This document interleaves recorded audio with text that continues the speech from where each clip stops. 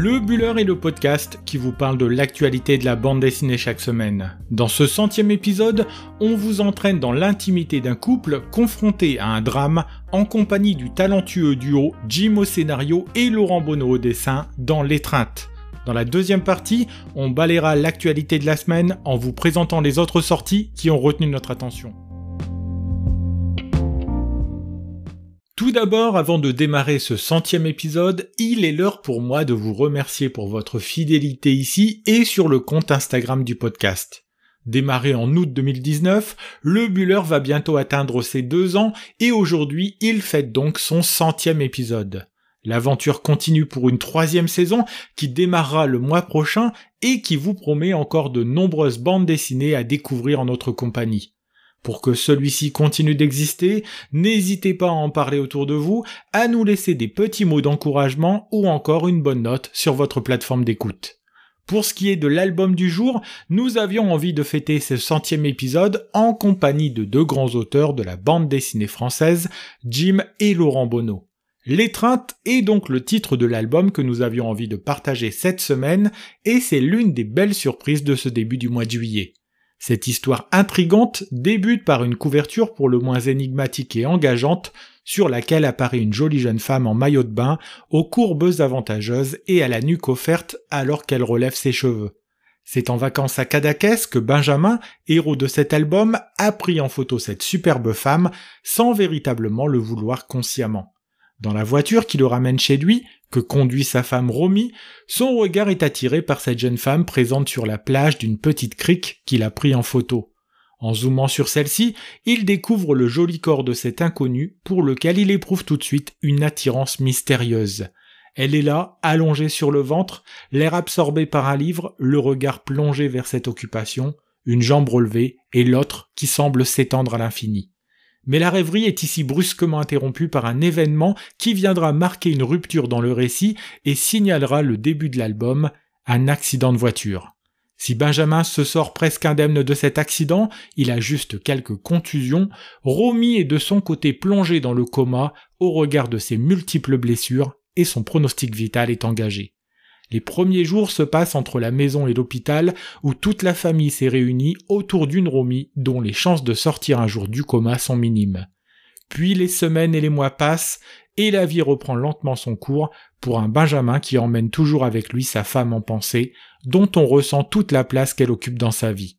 Lui, le sculpteur, va même tenter de redonner vie à celle qu'il aime en la modelant encore et encore dans le cadre d'une exposition qu'il souhaite totalement lui consacrer. En parallèle, la vie continuant, il va aussi tenter de retrouver celle qui avait attiré son regard quelques secondes avant que sa vie ne bascule définitivement. C'est ainsi qu'il repart à Cadaqués, à la fois pour se projeter vers un avenir où il y retrouverait cette mystérieuse femme, mais aussi vers un passé récent et les derniers moments de bonheur qu'il a vécu avec celle qu'il aime. C'est dans cette subtilité des sentiments que nous entraîne le duo composé de Jim au scénario et de Laurent Bonneau au dessin. Jim, l'auteur d'Une nuit à Rome, n'est jamais aussi à son aise que lorsqu'il s'agit d'analyser les sentiments et faire entrer de la complexité dans les relations amoureuses. Laurent Bonneau, de son côté, avec son trait si caractéristique, sait apporter de la poésie et une certaine douceur aux choses du quotidien, comme on vous en parlait récemment à l'occasion de la sortie de son dernier projet personnel, Le regard d'un père. Ici, le duo a fonctionné d'une manière très originale puisque l'histoire n'est pas forcément née du scénario de Jim, mais bien souvent du dessin de Bonneau. Tout cela est d'ailleurs assez bien expliqué sur les 3-4 dernières pages de L'étreinte qui propose une interview croisée des 2 auteurs de cet album. Les 2 ont ensuite beaucoup échangé sur l'orientation à donner à l'histoire, mais celle-ci a vu le jour autant sous les crayons de l'un que de l'autre. Un véritable travail à 2 dont le résultat qui se déploie sur plus de 300 pages est à la hauteur de tout le talent de ces 2 auteurs incontournables.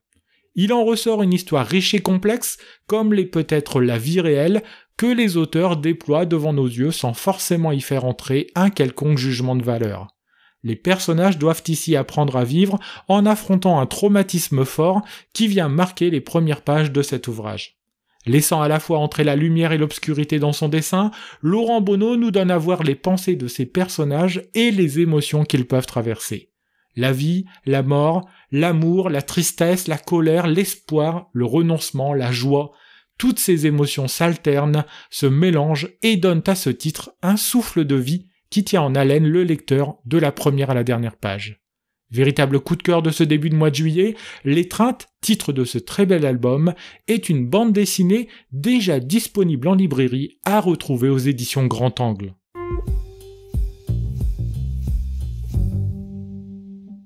Dans cette seconde partie du podcast, nous allons revenir sur l'actualité du 9e art en s'intéressant plus particulièrement aux sorties incontournables de la semaine.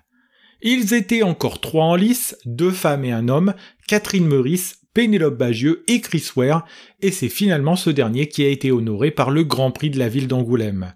Âgé de 53 ans, l'Américain est ainsi récompensé pour l'ensemble de son œuvre, dont la dernière publication en date chez nous est l'excellent Rusty Brown qu'édite la maison Delcourt. Déjà récompensé en 2015 par un prix spécial du jury pour Building Stories, cette fois-ci c'est l'ensemble de son travail qui est consacré avec cette distinction.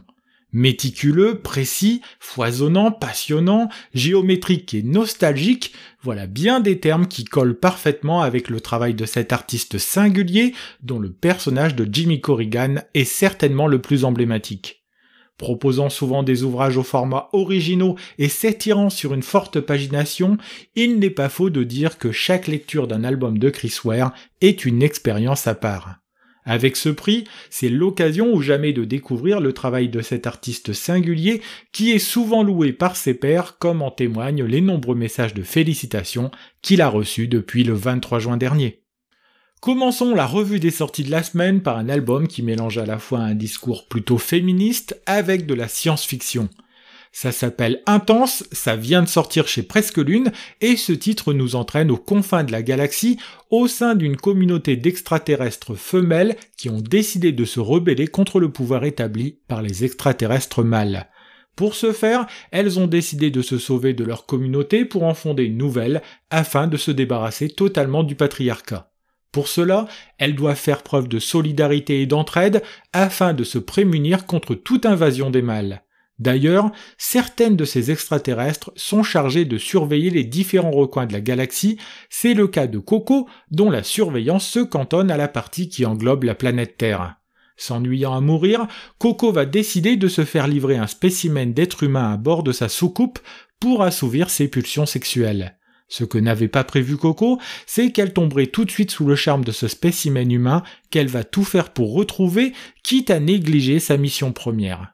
Expédiée sur Terre par son robot assistant, elle va se rendre compte que se mettre en couple quand on est humain n'est pas de tout repos, qu'il y a de nombreux codes qu'il faut connaître. En plus d'être amusant, cette histoire est rondement bien menée par Soleil Otero, autrice argentine, qui propose ici un dessin qui colle parfaitement avec le sujet. Traduite en français par Benoît Mitaine, voilà une bande dessinée qui vous fera passer un très bon moment de lecture et que l'on vous recommande chaudement. Initialement paru chez l'éditeur Varum en 2 volumes, entre 2005 et 2007, ce sont les éditions d'Argo qui ont décidé de rééditer Moi-Je, le premier album d'Odd Picot. On retrouve déjà dans cet ouvrage la patte de celle qui aime s'amuser des travers des femmes dans toutes les circonstances du quotidien. En 280 pages, on retrouve le style de celle qui est devenue une incontournable dans le panorama de la bande dessinée française. Ce travail, que l'on pourrait qualifier d'autobiographique, nous entraîne dans le quotidien d'une jeune femme qui a un vrai rapport de proximité avec les hommes et la boisson. À la fois délurée et torturée, on plonge ainsi dans l'intimité de notre personnage où chaque page est l'occasion d'une situation souvent amusante. Odd Picot nous plonge dans la vraie vie d'adulte où les préoccupations sont centrées sur la recherche d'un boulot, les injonctions sociales et familiales et surtout une quête désespérée pour trouver l'amour. Avec cet album, c'est l'occasion de retrouver le premier ouvrage d'une autrice pour laquelle nous avons beaucoup d'affection, avec un regard toujours pertinent et amusant sur ses propres travers et sur ceux de ses contemporains. Si vous avez envie de rire un peu, on a trouvé un petit album au format poche en provenance des éditions Lapin qui reprend le travail de Prims, auteur prolifique qui sévit sur Instagram. Balustrade et Apagogie reprend ici une partie de son travail dans un format où chaque page est réservée à une histoire qui s'étale en 4 cases. C'est non seulement hilarant, mais c'est bien souvent corrosif et complètement barré, raison de plus pour se précipiter sur ce petit album que l'on n'a pas envie de lâcher une fois la lecture commencée. Difficile de raconter le sujet des mini-histoires dont il est ici question, tant elles reposent sur un visuel souvent gore qui fait la part belle aux explosions, aux déguisements et aux situations totalement absurdes. Mais si vous avez envie de voir des saucisses volantes, des écureuils bourrés, des dauphins qui font des fucks, ou un homme aux mains bioniques, c'est exactement l'album qu'il vous faut. Disponible en librairie depuis cette semaine, n'hésitez pas à aller découvrir ce petit album, et si l'envie vous dit de découvrir le travail de cet artiste, que vous retrouverez en partie dans cet ouvrage, n'hésitez pas à vous rendre sur son compte Instagram. Pas vraiment une bande dessinée, mais plutôt un ouvrage qui mène l'enquête en retranscrivant des écoutes, le Dalida Noir n'en reste pas moins un petit livre amusant et original. Lui aussi édité chez Lapin, nous avons là un petit livre au format poche qui nous entraîne dans une enquête policière totalement absurde. Cette enquête, on l'amène au plus près de l'apprenti détective Jean-Jacques Bichon, bien décidé à faire toute la lumière sur cette inextricable affaire qu'est le Dalida Noir. C'est sur le parking du Cyberpastis que commence cette étrange histoire que va tenter de résoudre notre détective empoté, aidé pour cela de son assistante Jessica, peut-être un peu trop jeune pour traîner à ses côtés. Se présentant comme un petit livre qui retranscrit les avancées de l'enquête et les paroles des protagonistes, l'ouvrage est aussi truffé de photos et d'images sur les lieux stratégiques ou les indices de cette mystérieuse affaire. Pas très doué dans son rôle d'enquêteur et humilié par ses parents et son entourage, on a de la peine pour le héros de cette aventure, même si l'on prend plaisir à rigoler à ses dépens. En 112 pages d'un livre que l'on doit à Trabe, nous suivons avec amusement le travail d'un enquêteur de choc, lancé sur une affaire qui sera bien difficile à résoudre pour lui. Jules Verne, aux sources de l'imaginaire, est un album qui, comme son nom l'indique, revient sur la vie et l'œuvre de cet écrivain de génie qu'était Jules Verne. De sa naissance en 1828 à Nantes, jusqu'à sa disparition en 1905 à Amiens, où il s'était installé auprès de son épouse, le titre balaye les grandes étapes de la vie de celui qui a entraîné la littérature française vers la science et les voyages. On le découvre jeune enfant, curieux, issu d'une famille où le père juriste le destinait pour le même métier afin de reprendre la charge familiale. On le découvre aussi envieux d'un frère qui deviendra marin et sillonnera les mers du monde entier une fois adulte. De son côté, Jules se prend très vite de passion pour la littérature et dès son arrivée à Paris, à l'adolescence, il se lance dans l'écriture de pièces de théâtre épaulées par les Dumas père et fils. Mais c'est dans un autre genre qu'il va percer, les récits où vont se mêler la science et les voyages, deux des grandes passions de l'écrivain. À l'image d'un Balzac et de sa comédie humaine, Jules Verne aura sa collection des voyages extraordinaires dans laquelle on retrouvera des titres prestigieux comme Voyage au centre de la Terre, 5 semaines en ballon ou encore Le Tour du monde en 80 jours. Petit bonus non négligeable de cet album paru chez les éditions Petit à Petit, vous retrouverez 3 nouvelles adaptées en bande dessinée par 3 dessinateurs différents. Faisant une centaine de pages en tout, cet ouvrage a été imaginé et écrit par Olivier Sauzereau et le dessin est signé Willow. Les 3 nouvelles de fin sont scénarisées par Seka et nous devons les dessins à Hardock pour le titre Pierre-Jean, Chandre pour Maître Zacharius et Buster Bonne pour Une ville idéale. Déjà disponible en librairie, voilà un album passionnant qui permet de se replonger dans la vie et le travail d'un des plus grands écrivains du siècle dernier. Terminons cette revue des sorties par l'arrivée en librairie, comme l'an dernier, d'une collection de 10 comics que nous devons à l'éditeur DC. Vendu comme l'an passé au prix de 4,99€ l'unité, vous retrouverez les plus grands super-héros ou certains des super-vilains les plus célèbres de l'éditeur, que ce soit Batman ou encore le Joker et Harley Quinn. D'ailleurs, il en est question de ces 3 personnages, avec 3 histoires consacrées aux Chevaliers Noirs de Gotham City, confrontés aux Pingouins, à Bane ou à Deathstroke. Si vous préférez les super-vilains, vous prendrez plaisir à retrouver le Joker dans une histoire très intense, baptisée Mauvaise Fréquentation, tout un programme. Suicide Squad, Justice League ou encore les Sirènes de Gotham sont aussi présents au sein de ces titres aux couvertures souples qu'édite Urban Comics. Voilà de quoi se procurer des heures de lecture en prévision des vacances sans pour autant se ruiner. Présente dans toutes les bonnes librairies de France, cette collection de 10 albums possède une tranche qui se complète si vous achetez l'intégralité des titres. Voilà, nous en avons terminé avec ce 100e épisode du Buller. Si vous souhaitez découvrir des images de la bande dessinée L'étreinte, ou si vous voulez nous laisser des remarques et des commentaires, n'hésitez pas à passer sur Instagram sur le compte lebuller.podcast.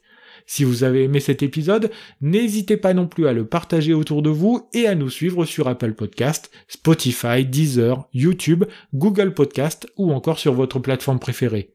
Il me reste à vous souhaiter de bons moments de lecture et je vous dis à la semaine prochaine pour un 101e épisode de votre podcast sur l'actualité de la bande dessinée.